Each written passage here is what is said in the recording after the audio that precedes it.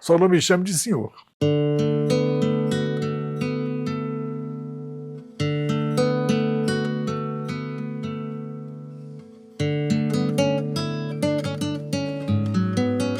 Você é natural de Belo Horizonte, Sim. né? Mineiro. Sim. Como é que foi a vida lá, o início, e depois dessa transição, vindo para o Rio? Como é que o senhor se sente? Carioca, mineiro, um pouco dos dois? Olha, eu vim muito pequenininho. Meu pai trabalhava lá com o prefeito, depois governador Juscelino Kubitschek, e nós viemos para o Rio, suponho que em 56, logo no princípiozinho do governo, quando o Juscelino se elegeu presidente. Então eu não tenho memória exatamente de Belo Horizonte, eu não sei em viagens posteriores, mas me lembro que fiquei encantado quando cheguei ao Rio. Primeiro vi mar, né? O sonho de mineiro é ver o mar, mineiro não conhece o mar. Então fiquei maravilhado com o mar, com as ilhas, com a praia. E fui morar em Copacabana, que para mim era o centro do mundo. E até hoje, engraçado, sinto um pouco que Copacabana é um dos centros do mundo, pelo menos um dos 50 centros do mundo. Então fiquei encantado quando cheguei aqui e por mais que a gente traga dentro de si a herança da mineiridade, que é uma coisa muito forte, acho que me tornei um carioca. Curiosamente me julgam carioca. Até alguns anos descobriram que eu não era carioca e me ganhei um título de cidadão honorário. Fiquei encantadíssimo. Achavam que eu era um carioca anedótico. Tinha uma ex-mulher minha até que achava que eu era mais carioca do que o Zé Carioca. Que, aliás, o Zé Carioca também não nasceu no Rio, nasceu em São Paulo.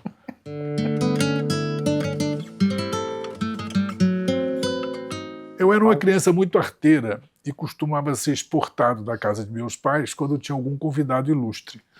E meu pai era encarregado de receber, às vezes, o então governador de São Paulo, Jânio Quadros. E aí eu fui muito inconveniente na primeira visita de Jânio Quadros ao Rio de Janeiro, então eu era sempre exportado para a casa de um amigo mais velho de meu pai, que era um homem fascinado pela poesia da virada do século XIX para o XX. Então eu cresci ouvindo poemas como os de Cruz e Souza, Augusto dos Anjos. Me lembro de alguns deles que ressoaram para sempre na minha memória, alguns deles terríveis e mórbidos, aterrorizantes.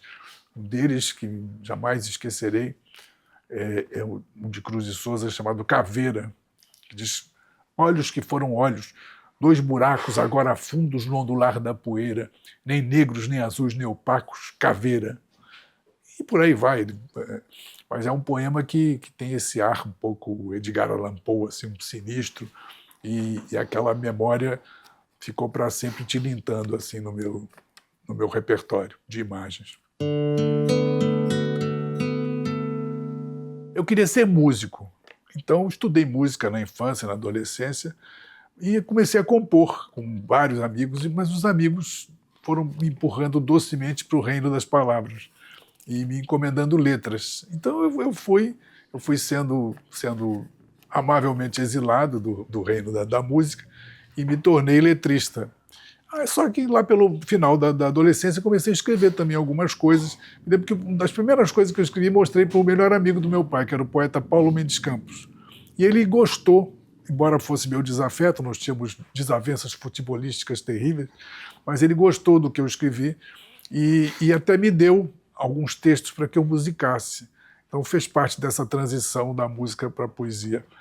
Eu tive o aval do maravilhoso Paulo Mendes Campos.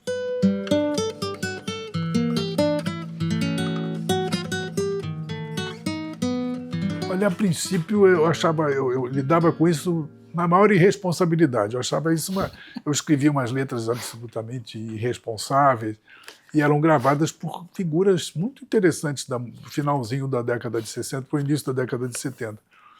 De repente, eu conheci uma figura que foi crucial na minha vida, foi Egberto Gismonti, que era um cara que eu admirava absolutamente como músico, e ele começou a me encomendar letras. Eu falei, puxa, eu sou letrista do Egberto, eu tenho que caprichar aqui, porque a música dele, para mim, era fascinante. E aí comecei a escrever letras com um pouco mais de responsabilidade. E nesse meio tempo também me encomendaram, já que eu tinha algumas letras, e as letras tiveram alguma repercussão, me encomendaram um livro. E eu tinha 6 poemas apenas. E aí comecei a escrever outros poemas para compor um livro e assim fazer minha estreia literária. Então foi uma coisa um pouco acidental, mas que passou pela província da música até que desaguasse no reino da ficção e da poesia. Olha, começou tarde.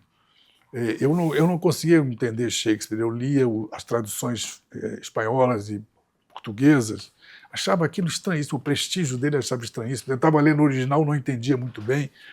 Mas aí, em 1980, eu estava grávido do meu primeiro filho e precisava muito de dinheiro. Tinha acabado de lançar meu segundo livro de poemas e um grupo de teatro do Rio de Janeiro resolveu que eu talvez fizesse uma tradução compatível com o desejo deles. Eles tinham lido vários autores, Eugênio Gomes, Carlos Alberto Nunes, tinham ficado insatisfeitos com as traduções que liam até então.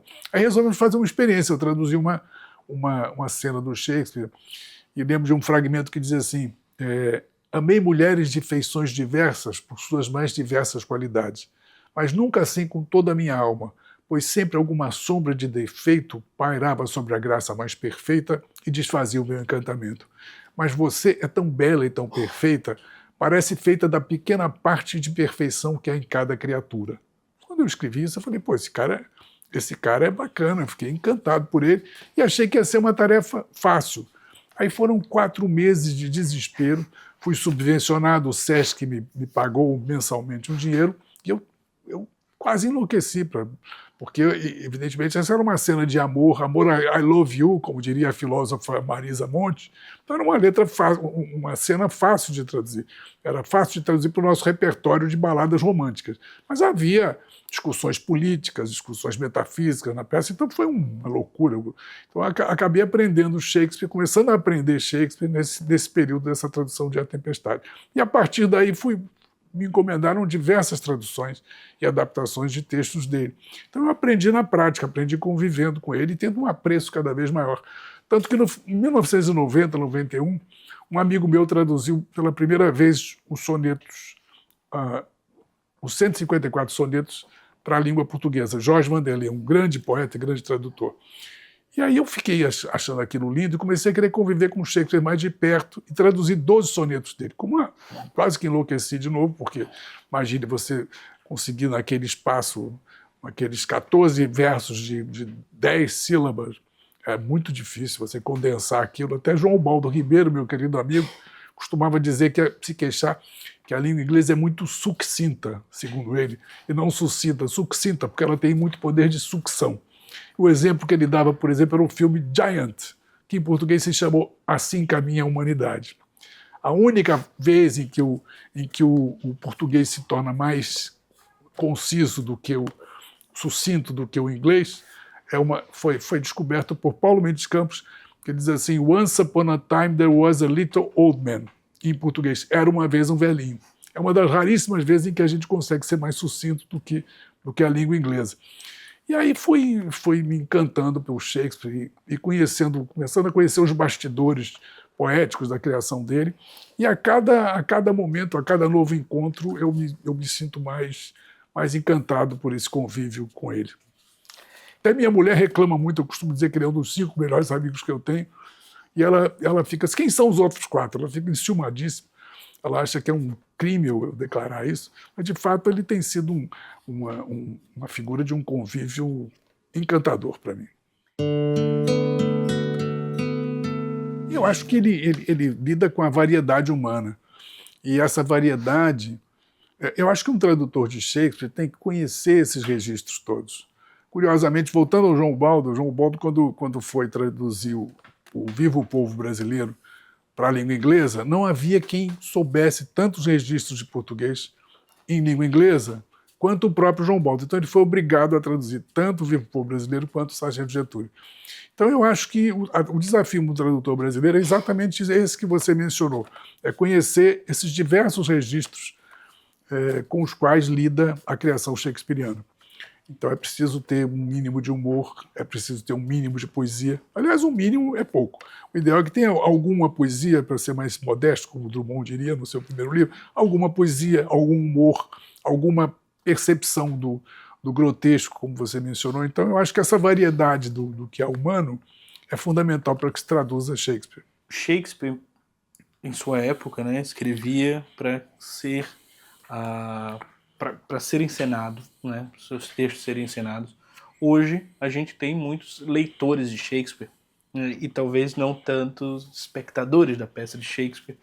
Como que o senhor pensa no momento da tradução em talvez que aquela tradução sirva tanto como texto para o leitor, tanto para o palco? Acho isso fundamental. Acho fundamental que seja um texto inteligível, como diria João Cabral. João Cabral fala de quando escreveu Morte e Vida Severina e depois também o poema O Rio, ele diz que são poemas para serem escutados, não apenas lidos. Eu acho que Shakespeare demanda essa capacidade de compreensão através da escuta também, não apenas através da leitura. Acho que isso é fundamental para uma boa tradução shakespeariana. Às vezes me preocupa pessoas que traduzem aquilo com uma certa erudição demasiada, que faz com que o leitor não tenha a possibilidade de desfrutar da encantadora simplicidade de muitas das suas falas e muitas das suas cenas. Olha, Milor Fernandes foi meu professor. Traduziu 4 peças shakespearianas e nós ficamos amigos. Eu tinha 19 anos e o Milor me falava muito de Shakespeare. Eu não entendia nada do que ele estava falando, eu entendia 20% do que ele estava falando, mas ele ficava orgulhosíssimo de ter traduzido algumas peças shakespearianas e me dava uma receita, me deu uma receita, não sei, e eu guardei essa receita para 10 anos depois, quando fiz minha primeira tradução. Ele dizia que o máximo que se pode traduzir de Shakespeare é uma página por dia. E algumas vezes eu tentei traduzir uma página e meia ou até 2 páginas e não dava certo. Realmente é preciso fazer uma primeira tradução em que se... E o Milor nunca teve a ousadia de traduzir Shakespeare em versos. Ele traduzia em prosa, mas de uma maneira admirável, com uma adequação semântica, sintática, sem falar no humor dele, que realmente é inigualável. Não há nada em língua portuguesa, em nenhuma época, que se compare não há nada em língua portuguesa que se compare. Você tem lá um francês, de vez em quando, tem um americano, mas em língua portuguesa você não tem ninguém que tenha aquela capacidade de criar humor, né? E de traduzir humor também. Aliás, me lembro, por exemplo, na Tempestade, eu fiquei 3 meses atrás de uma expressão que ele fazia um trocadilho com a palavra dólar. Já existia uma moeda que não era americana, mas chamava-se dólar. E ele fez assim: quem passa a vida procurando um dólar, que era uma moeda, acaba encontrando uma dolor, que era o dolor em espanhol, é dor. Acaba encontrando a dor. Eu fiquei 3 meses atrás de algum trocadilho semelhante em português. Só no fim de 3 meses eu consegui dizer assim: quem passa a vida procurando uma fortuna acaba encontrando o infortúnio. Mas a cada passo dessa natureza você fica realmente desesperado, em busca de correspondências que às vezes nem existem. Então é uma aventura fascinante, mas uma aventura às vezes muito complicada. Aconteceu em muitas etapas. Primeiro, em 1983, a atriz Maria Padilha e o ator Miguel Falabella me pediram para traduzir, com quem eu já havia trabalhado na Tempestade, me pediram para traduzir uma cena que era a cena do balcão. Então eu traduzi a cena do balcão, também com certa facilidade, porque é uma cena de amor, então você acaba se virando direitinho. Depois, em 2008, 2009, o diretor João Fonseca, que agora se notabilizou pela direção de vários musicais interessantíssimos, o último deles, o penúltimo eu vi, sobre Tom Jobim, sensacional, está estreando um novo agora sobre Djavan, fez uma peça chamada RJ de Shakespeare, Juventude Assassinada, que era uma pecinha semelhante àquele filme Sociedade dos Poetas Mortos, em que 4 rapazes, numa escola de ensino médio americana, encenavam Romeu e Julieta. Aí eu traduzi algumas cenas, então foi a segunda etapa. Depois disso, minha mulher me pediu que traduzisse para ela, de presente, Romeu e Julieta por inteiro. Aí eu traduzi um ato, falei, não aguento mais, não vou... Que é todo rimadinho. Romeu e Julieta é dificílimo, porque Shakespeare era muito jovem, então achava que era importante fazer riminhas, então é todo rimado aquele primeiro ato, o segundo ato em grande parte rimado também. Depois vira uma peça já mais... tem um corte ali, digamos, epistemológico, e se já encontra um Shakespeare mais maduro a partir do terceiro ato. E então eu desisti. Mas aí vocês me fizeram esse convite adorável e eu pude levar adiante essa aventura dificílima, fazendo das tripas coração, mas acho que consegui um resultado bacana, fiquei feliz com o resultado. Então foi engraçado que houve essas partes todas para que eu conseguisse chegar a esse final relativamente feliz. Como é que o Geraldo, escritor, quando está fazendo, por exemplo, uma tradução, que também é escrita, também é um processo criativo, quando está escrevendo música, quando está escrevendo roteiro, existem diferentes Geraldos para cada um desses gêneros? Olha, eu adoro mudar de assunto. Adoro mudar de assunto. Adoro, por exemplo, estou cheio de poemas novos. E estou fazendo também um roteiro, terminando um roteiro sobre o Cartola, para um musical e para um filme. Então, quando se esgota assim, quando você fica esgotado de uma determinada atividade, é muito triste. Você tem uma espécie de luto, uma espécie de... Como é que as mulheres chamam isso? Tem aquele pós-parto, você fica com o puerpério, fica com uma doença pós-criação. Então eu adoro, quando eu estou no meio desse luto, inventar alguma maneira de decolar em busca de outra aventura. Então, para mim é uma alegria quando eu consigo sair de um trabalho e embarcar imediatamente no outro. E quando essas coisas surgem assim, como numa espécie de ping-pong, então para mim é uma delícia, me sinto muito feliz. Quando durante o dia escrevo um poema e de noite escrevo 2 cenas ou 3, entendeu? Para mim me agrada muito esse jogo de contrastes. Gente, respeito. Como é que eu não respeito os orixás? Gente, mas eu vivo me desdizendo, que coisa horrível. Claro que eu respeito os orixás da poesia. Gente, cada orixá... Não, realmente, de vez em quando eu sou um pouco irreverente. Estou lembrando dos meus grandes orixás Camões, eu já debochei muito de Camões. Escrevi coisas horríveis sobre Camões. Não me arrependo porque já foram publicadas, senão fica aquele autor velho que começa a censurar os próprios textos, mas já debochei muito dos meus orixás. Realmente eu concordo comigo mesmo. O deboche dos meus orixás, eu acho que eles estão ali também para receber um mínimo de ironia porque a presença deles às vezes é tão avassaladora que é importante que a gente tenha um mínimo de reverência para que não seja esmagado por eles.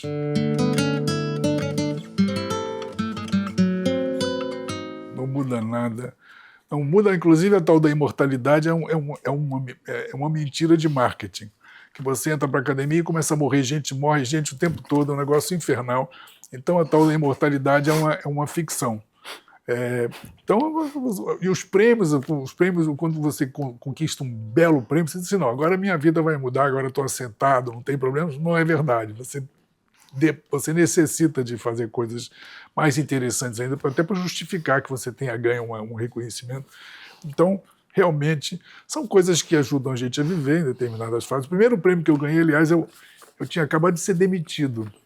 Eu estava escrevendo uma novela na televisão, em parceria com José Louzeiro, e eu estava de saco cheio da novela, não aguentava mais escrever aquilo. Era um desastre a novela. E a novela tinha o primeiro travesti na televisão brasileira, em 1988. Travesti de fato. E o travesti fazia par com uma prostituta, vivida pela minha amiga Beth Goulart. Então tinha um travesti de fato e ela. E as duas conversavam sobre as conquistas amorosas de ambas. E aí eu estava desesperado para me livrar da novela, e aí escrevi um dia uma cena em que uma perguntava para a outra assim, quem você pegou ontem? Aí a outra dizia assim, eu peguei um diretor da Anderson Clayton. Aí a TV Manchete era um pouco desorganizada, foi ao ar a cena. Aí o departamento comercial ficou com ódio, fui convocado. Quem era o supervisor da novela era o Carlos Heitor Coni, grande escritor brasileiro. Coni me chamou à sala dele, conversou comigo, falou sobre vários assuntos, todos encantadores, e no final disse, olha, o pessoal do departamento comercial está reclamando, não faça isso, você desestabiliza a televisão, eles são nossos patrocinadores. Aí continuei mais uns 15, 20 dias, aí escrevi. O travesti tinha pegado um diretor do Bradesco, um gerente do Bradesco, uma coisa assim. Foi ao ar, aí eu fui demitido.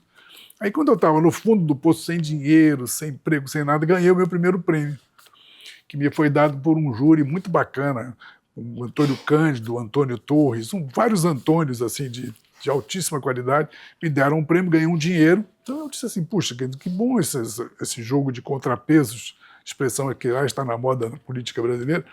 Recebi um dinheirinho bom. Até a Folha de São Paulo, na época eu era metido a irreverente, e era de fato um pouco, a Folha queria que eu recusasse o prêmio. Chamava-se Prêmio Lei Sarney. Eu falei, olha, eu ganhei melhor livro de poesia. O Caetano Veloso ganhou melhor cantor. Fala com ele que é rico para ele recusar. Eu sou pobre, eu não posso recusar esse prêmio, eu preciso desse dinheiro. Então a vida é toda cheia de altos e baixos, mais baixos do que altos, mas a gente tem que ir aproveitando as circunstâncias para ganhar o sustento. Vamos, encerrando essa parte aqui dessas perguntas, fazer um pequeno bate-volta, perguntas curtas para respostas curtas também. Uhum. Um dos seus versos favoritos?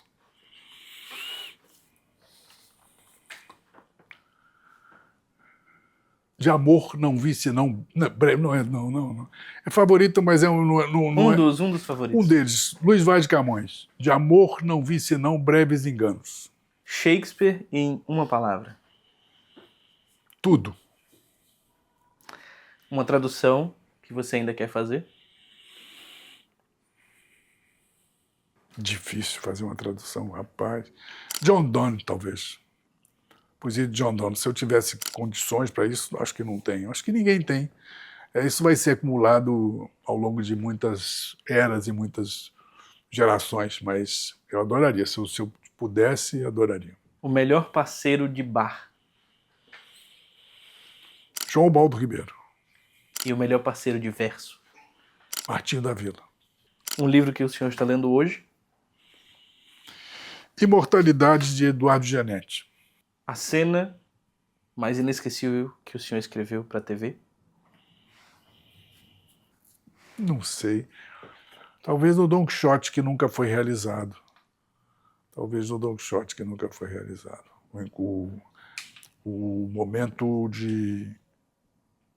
momento de total afeição entre Quixote e Sancho. Ainda não foi realizado, espero que seja um dia. Que eu ia falar, um projeto que ainda não foi realizado. Esse, por acaso, o Quixote, por acaso, foi realizado para o teatro, mas eu ainda quero que ele seja realizado numa série para a TV. O que o Brasil está precisando agora? Rir, chorar, ler mais teatro? Sonhar. Se desprender um pouco do circo das circunstâncias e sonhar. Café ou chá? Café. Cerveja ou vinho? Espumante, é o que me restou. Meu fígado caducou já tem uns 40 anos. Sobrou só o espumante. Time do Rio? A muito custo e sendo um fanático enrustido. Fluminense Futebol Clube. Muito bom. Um autor contemporâneo que o senhor gostaria de recomendar? Ana Maria Gonçalves.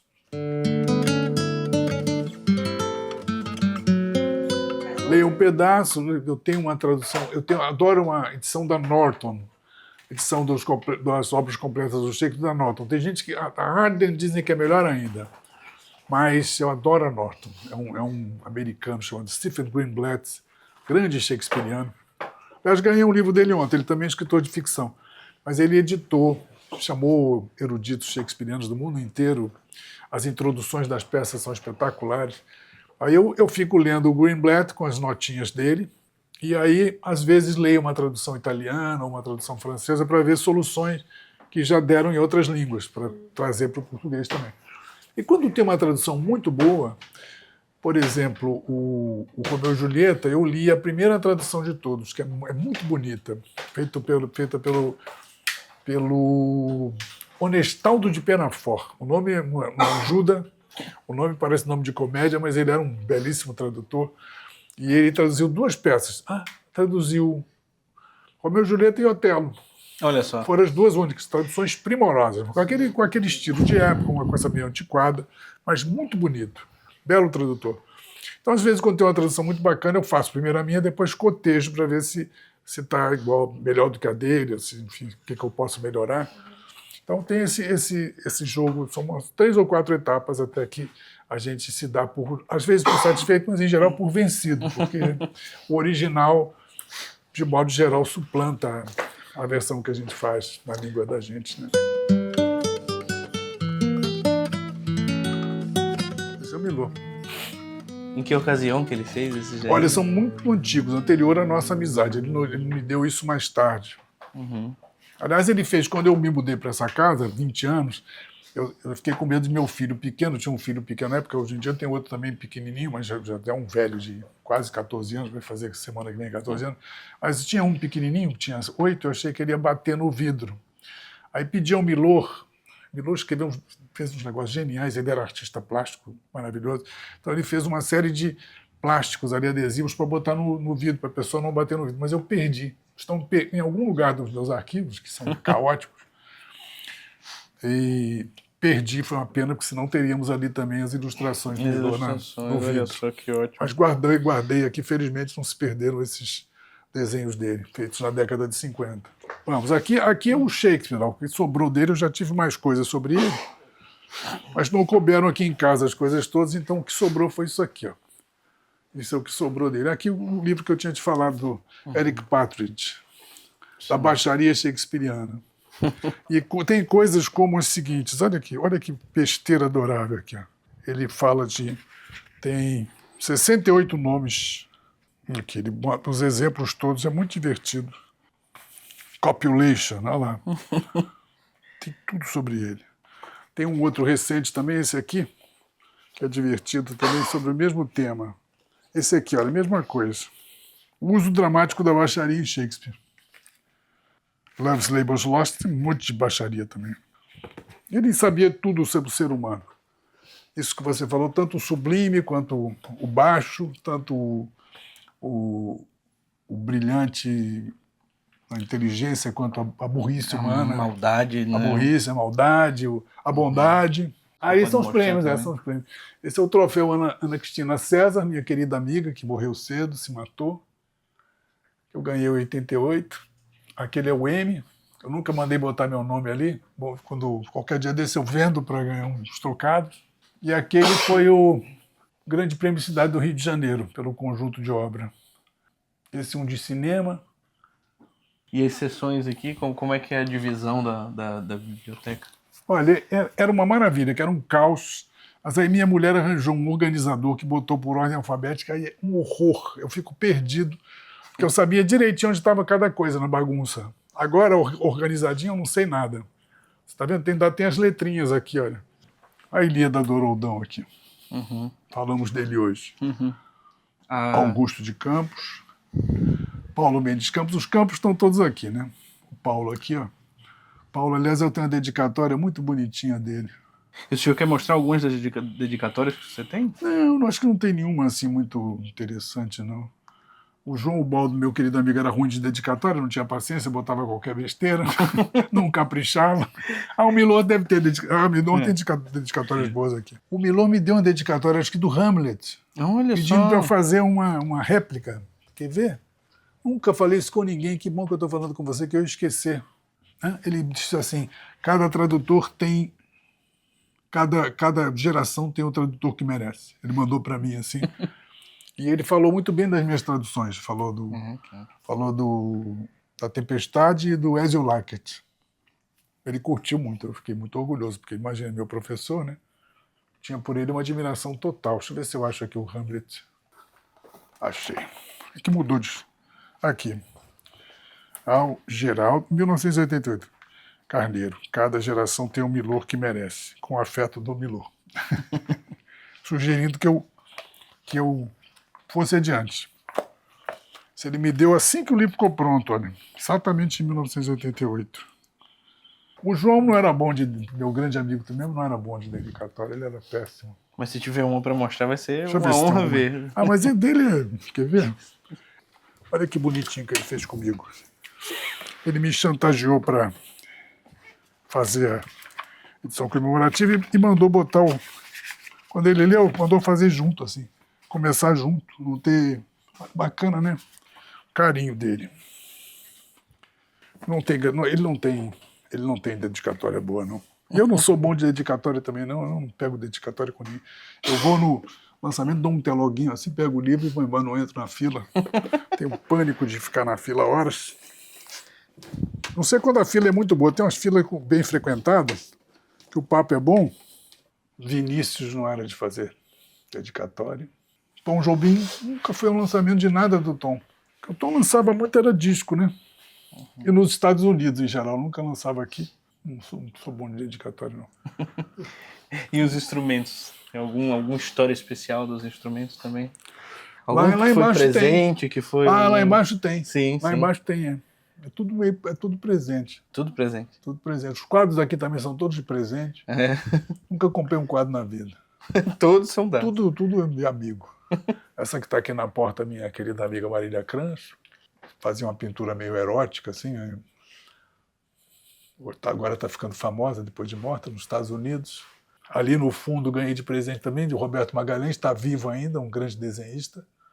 Milor me deu 2 que estão lá embaixo. Um deles todo branco. Ele fez uma exposição, entraram as pessoas, os quadros todos brancos, pensaram, o Milor enlouqueceu. Ele só mudava o título. O que ele me deu chama-se Bandeira de Rendição. Todo branco. Aí todo mundo em pânico, o Milor enlouqueceu, está imitando esses artistas europeus que pintam tudo branco. Aí quando subia o segundo andar da exposição, tudo desenhado. Era um trote. Era o, como é que chama isso hoje? Eles não chamam mais trote, chama pegadinha. O primeiro andar era todo pegadinha, no segundo andar que estavam os quadros de verdade. William. Muito bom. Ficou lindo, uma beleza. Você sabe que eu tenho uma grande amiga que é especialista em Shakespeare, uma craque, Fernanda Medeiros, uma craque. Dá aulas de Shakespeare, sobre Shakespeare há 30 anos, é professora da UERJ, uma craque, uma pessoa, além de ser uma pessoa encantadora. Uhum. E ela, eu traduzo, ela me diz assim, você torna um Shakespeare tão simples. Eu falei, mas ele é simples. Exatamente isso, o pessoal estava na plateia, tinha que entender o que ele estava dizendo. Não dá para ser um negócio todo obscuro, porque não, e não é mesmo, né? Não é. Obscuro, não é. Sobrou isso aqui. Não sei, realmente. Não, eles entendem tudo. Eles entendem tudo lá na Inglaterra. Que não entendem, a única coisa que eles não entendem é Trabalhos de Amor Perdidos. Love's Labour's Lost. Porque ele escreveu cheio de trocadilho de época. Aí trocadilho de época, você faz um trocadilho, por exemplo, com a Michelle. Michelle, você bota assim, Michelle, daqui a 2 anos quem é Michelle? Ninguém sabe nem quem é. Aqui o título. Abstracionismo Lúdico, Bandeira de Rendição. Milor, 1975. Aí foi ficando amarelado, eu falei, Milor, o quadro que você me deu está ficando amarelado, o que eu faço? Ele diz assim, pinta tudo de branco em cima. Esse que o pessoal achava que ele tinha enlouquecido, que a exposição era toda branca. Só mudavam os títulos. E esse aqui ele me deu quando eu tinha 20 anos, quando eu fiz 20 anos. Tem até uma dedicatória que está apagada aqui pelo tempo, não sei se me deu quando eu tinha 20 anos. Eu fiquei em pânico, que ele deu um igual para o Paulo Mendes Campos, da mesma série, e um para o Rubem Braga. Eu falei, caramba, estou ferrado. Vou ter que virar escritor para justificar o presente. Essa série chama Diálogo das Lideranças. Agora tudo se explica. Eles se devorando, né? Ali tem uns violõezinhos. Esse é presente da minha mulher, presente do meu filho mais velho. Esse aqui é do meu filho pequenininho. Olha só. Ele é um piano para imitar o Tom Jobim, que era meu ídolo total. Na casa dele tinha um piano igual a esse, virado para a parede. E ele tocava assim de costas, conversando com a gente. Aí, um dia, parou aqui, não conseguia mais desvirar. Aí tiveram que içar ele, levar ele para o hospital, dar umas injeções, porque a coluna tinha travado de tanto que ele ficou. Ele ficava conversando. Mas o senhor já adquiriu essa habilidade também? Não, eu botei o piano virado para cá. Melhor, né? Eu nem toco mais. De vez em quando tem um amigo que toca direito, aí toco mais.